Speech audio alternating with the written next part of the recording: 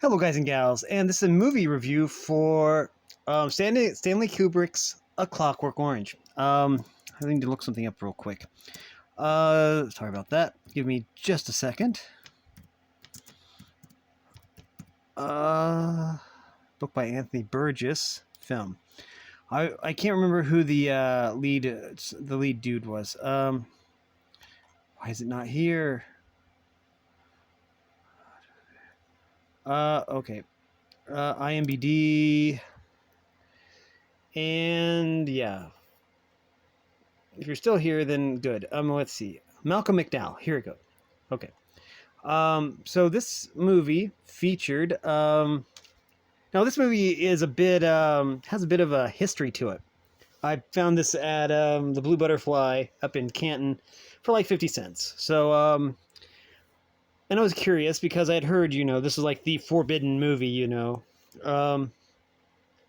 this movie has such actors as Malcolm McDowell, Patrick McGee, Michael Bates, Warren Clark, John Clive, Adrian Corey, Carl During, Paul Farrell, Clive Francis, Michael Glover, Miriam Carlin, James Marcus, Godfrey Quigley, Aubrey Morris, Sheila Raynor, Madge Ryan, Anthony Sharp, and John Savident. I don't know if I'm pronouncing those right, but okay. Anyways, so yeah, pretty stacked cast if you're like British. I didn't recognize, honestly, any of them, but that's fine. Anyways, there's a lot of again, a lot of controversy. This was like the movie that basically was like the forbidden movie because it was like supposedly full of sex and violence and stuff like that. And I've got news for you. It is full of that stuff. But this is the R-rated version or whatever, not the X-rated version or whatever, because they cut out like 2 minutes of like something or another and slapped an R rating on it. So it's still plenty violent and graphic, though. Okay, so first of all, let's go over the plot. I mean, these movie reviews usually don't have any kind of formula, and I'm trying to work on that. The plot is that Malcolm McDowell's character, Alex Delange, I think that's his name, Alex. Alex is, well, he likes to dress up and he likes to commit crimes with his buddies, the Droogs. Droogs, the Droogs. And this was, in the same vein as 1984.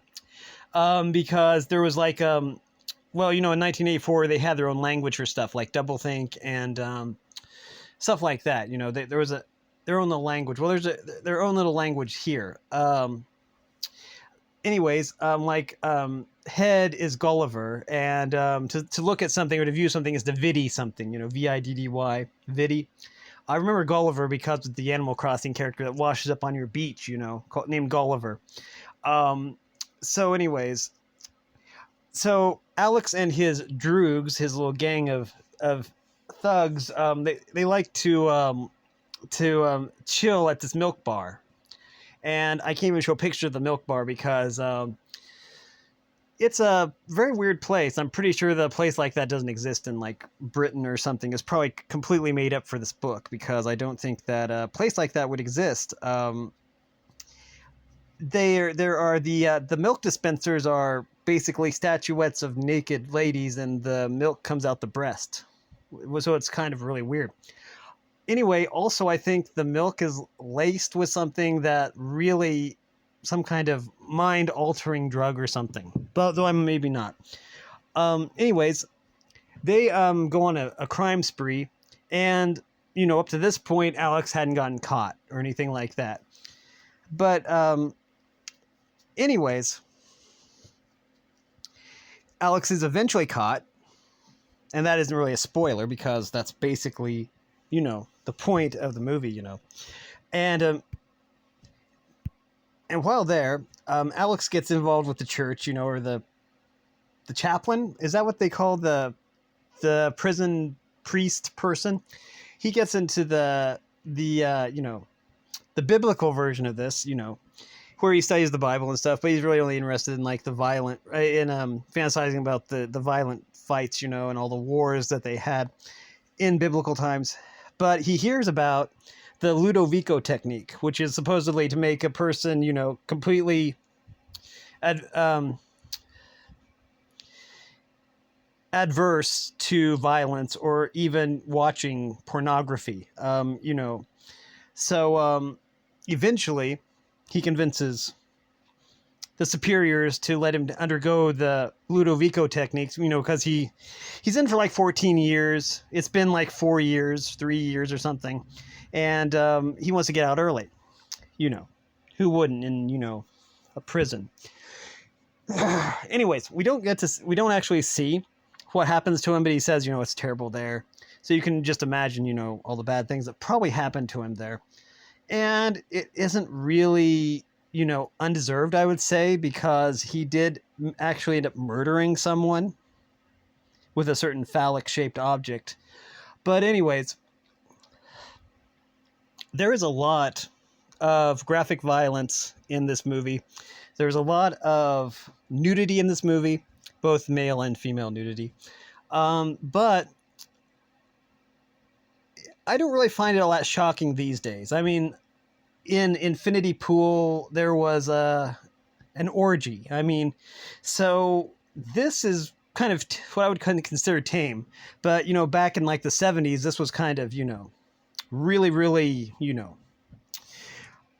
hot stuff, or controversial. Nowadays, it's kind of, well, but I felt that all the violence and the sex was needed or necessary.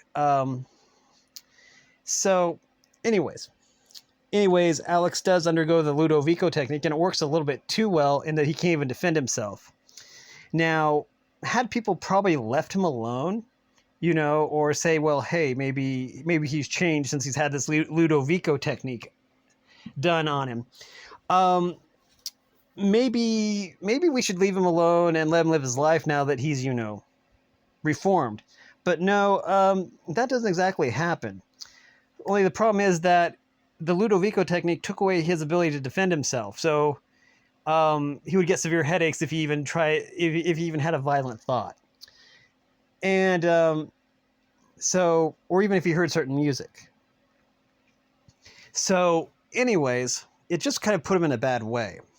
So it gets to the point where you feel bad for him because even outside of, after his treatment, you just really feel sorry for him. Now, Stanley Kubrick, he might be considered a brilliant filmmaker, but he's not exactly. I know he's dead. Yeah, you don't have to tell me. I know Stanley Kubrick passed away. But I've heard horror stories about, people who had to work with Stanley Kubrick because, he's all for realism and stuff like that. Especially Malcolm McDowell. In my research for this movie, or for this review actually, I found out that Malcolm McDowell actually suffered during the Ludovico technique, where they had his eyes, open with these things so he couldn't blink. They actually scratched his cornea not once but twice. And Stanley Kubrick, he didn't really seem to care. Plus, there was a scene where Malcolm's head was held underwater for like a minute and 30 seconds, and he about passed out and died. I mean, it's good to have a vision as a director, but if you're actually doing harm to your actors, then where do you actually draw the line? This movie was very, very controversial. I think it's probably less controversial these days because there's movies like Infinity Pool or even animated shows like Big Mouth, and even South Park is, probably really, really would have been controversial back in the 70s. But I still think that this movie has a vision or a message. Anyways, the message I took away from it, again, I haven't read the original book by Anthony Burgess or anything like that, so I don't know what his initial vision was. But, sorry. Did that just happen? Okay, sorry. I wasn't paying attention and I let the screen go black. Sorry about that. People are supposed to be listening to this anyways because the last time that I actually tried to actually add the trailer, into the review, then the video got copyright claimed, which is perfectly fine. I don't mind that. It's a lot of extra work to do that kind of editing. But anyways, I think that the message that I took away from the movie was that basically this is basically a story as old as time also. So it isn't a new problem, or it isn't a new situation. Like they say, there's nothing new under the sun. What I took away from this movie is that the criminal justice system is supposed to be rehabilitating criminals. I mean, that's basically the point of jail, is to rehabilitate, supposedly, or that's what, they say. But what I took away from this movie is that the criminal justice system is basically not exactly rehabilitating criminals, but just basically recycling them. Basically, people are treated terribly in jail, and people are probably like, well, yeah, they're criminals, they deserve to be treated that way, but that isn't exactly true. You should be rehabilitating criminals, not just throwing them into a jail and then just releasing them only for them to commit crimes again. So my takeaway from this movie is that the criminal justice system is broken. And I don't know what the answer is exactly. I just know that there's way too much crime. I know that in my state, they actually let a bunch of the criminals go because, I mean, if they weren't violent, if they were non-violent offenders, and they let people go because it was costing too much to keep them in prison. And I know some people that can't even get arrested because the jail doesn't want them. So it's a genuine problem, I think. And this movie does point that out and brings that to the forefront, that there is a problem, and not just in the United States, but I would say everywhere. There is a problem with overcrowding in jails and with crime. And there probably always will be. And again, I can't really give any solution to this particular problem. But that's what I got from this movie. That the criminal justice system is broken. And I'm not sure how you fix it. But there's a lot of great people that work for... No, don't get me wrong. There's a lot of great people that work for the criminal justice system. I know that the police officers, they do their best, and they do what they're told.